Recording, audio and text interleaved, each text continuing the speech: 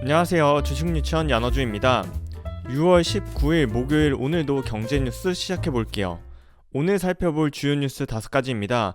먼저 첫 번째, 인플레가 강력하게 일어나면서 월마트 등 소매업체 실적이 부진하자 미국 증시가 폭락했습니다. 두 번째, 영국의 4월 소비자 물가 지수 역시 전년 동월 대비해서 무려 9%나 올라서 40년 만에 최대치를 기록했다는 소식 전해드릴게요. 세 번째, 주택담보대출이요. DSR 적용이 강화되고 금리가 인상된다면 만기가 30년에서 40년으로 10년 늘어나도 효과가 없다고 합니다. 네 번째, 이번 한미 정상회담에서 한미 통화사업부에 준하는 협력을 추진한다고 정부가 밝혔습니다.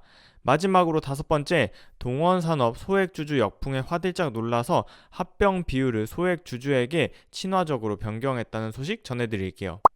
자, 어제 마감한 미국 증시는요, 다우지수 마이너스 3.5%, 나스닥 마이너스 4.7%, S&P 마이너스 4%로 3대 지수 모두 급락 마감했습니다. 이는 개장 전부터 대형 유통업체인 타깃이 저조한 실적을 공개하면서 투자 심리가 얼어붙은 것인데요. 전날 17일에 월마트의 어닝 쇼크에 이어서 유통업체들인 타깃, 로스 등이 18일 어제 인플레이션에 따른 비용 부담 탓에 어닝 쇼크를 발표하자 비용 상승 인플레이션이 기업들의 실적에 악영향을 미치는 것이 확인이 되면서 투자 심리가 얼어붙은 거죠. 투자자들이 인플레이션 우려, 소매기업의 실적 우려, 국채금리 움직임 등을 보면서 불안에 떨자 위험자산 기피 현상이 일어났고, 이렇게 위험자산의 대표격인 주식이 크게 급락한 것이라는 분석입니다. 자, 그래서 어제 개장 전 실적을 발표한 타깃은요, 하루 만에 주가가 무려 25%가량 하락했습니다. 타깃의 올해 1분기 실적은요, 주당 순이익 2.19달러를 발표했는데요. 이는 월가의 예상치인 3.07달러를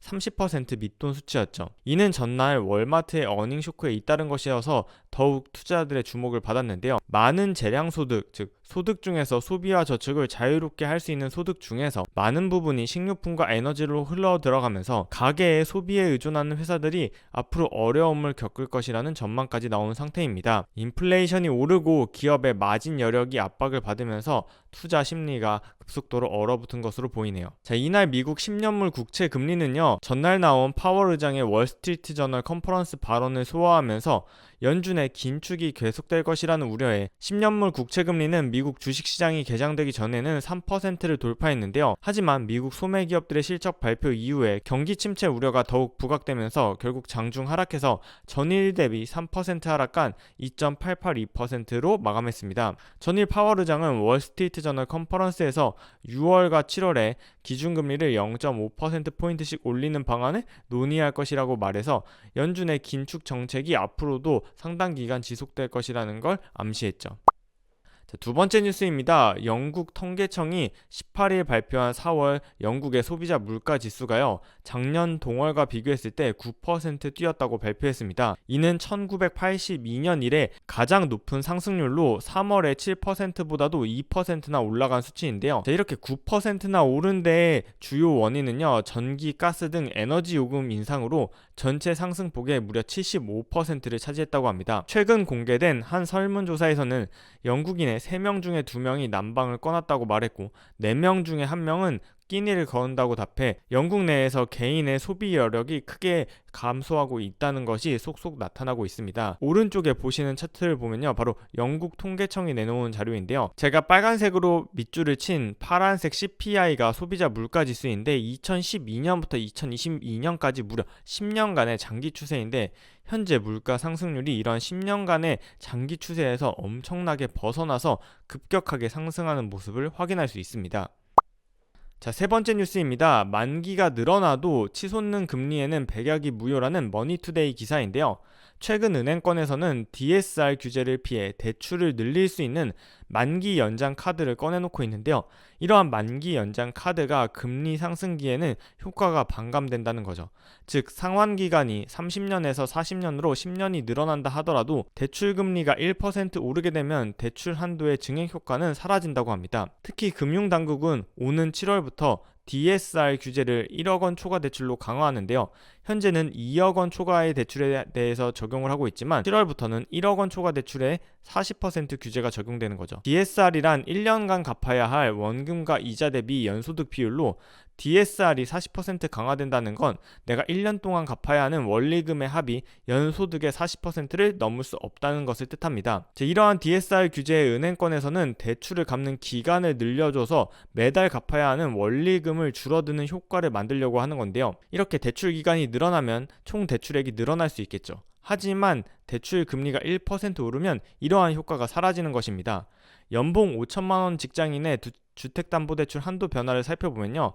금리가 똑같이 4.5%라면 만기가 10년 늘어나면 한도가 3억 2,900만 원에서 3억 7천만 원으로 약 4천만 원이 증가하지만 만약에 금리가 5.5%로 지금보다 1%가 증가한다면 만기가 10년 늘어나도 대출 한도는 오히려 3억 2,300만 원으로 600만 원이 줄어드는 거죠. 자, 네 번째 뉴스입니다.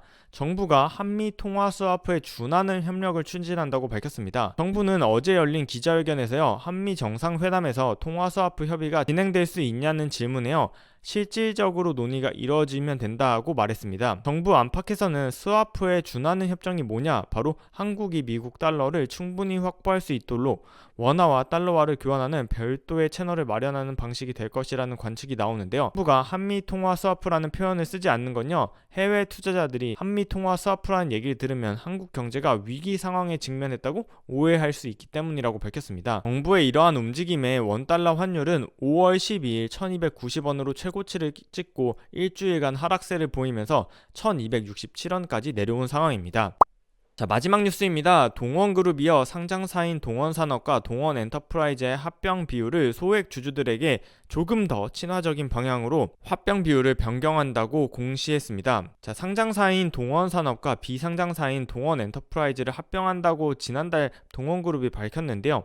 이러한 합병 공시에서 동원산업의 주가 순자산 비율을 0.5배로 계산해서 소액 주주들에게는 큰 피해를 입는 것으로 계산하고 동원엔터프라이즈를 많이 보유한 최대 주주에게 유리하도록 계산이 나오자 주식 투자자들 사이에서도 큰 논란이 일었었는데요. 합병 발표 이후에 소액 주주를 중심으로 동원그룹의 불매운동 그리고 소송이 제기되고 국회에서 동원산업방지법까지 발의되자 이러한 역풍에 놀라서 결국 합병 비율을 공시하는 선택을 한 거죠. 자, 이를 두고 증권가에서는 앞으로 합병을 추진하는 기업들의 참고 사례가 될 수 있다는 분석도 나오는데요. 우리나라가 전 세계 증시 대비 디스카운트를 받는 주요한 요인 중에 하나로 거버넌스, 즉 지배구조 문제가 많이 제기되는데요. 이러한 사건들이 하나씩 쌓이면서 소액 주주들의 권리를 침해하지 않는 사례들이 자주 생겨야 디스카운트 요인 중에 하나인 이런 지배구조 문제도 해결될 수 있을 거라고 보입니다. 자, 오늘 영상에서 언급한 종목의 매도 추천이 아니라는 점 주의사항으로 안내드립니다. 자, 5월 19일 목요일 경제뉴스를 통해 투자 아이디어를 찾는 오늘의 경제뉴스는 여기까지입니다.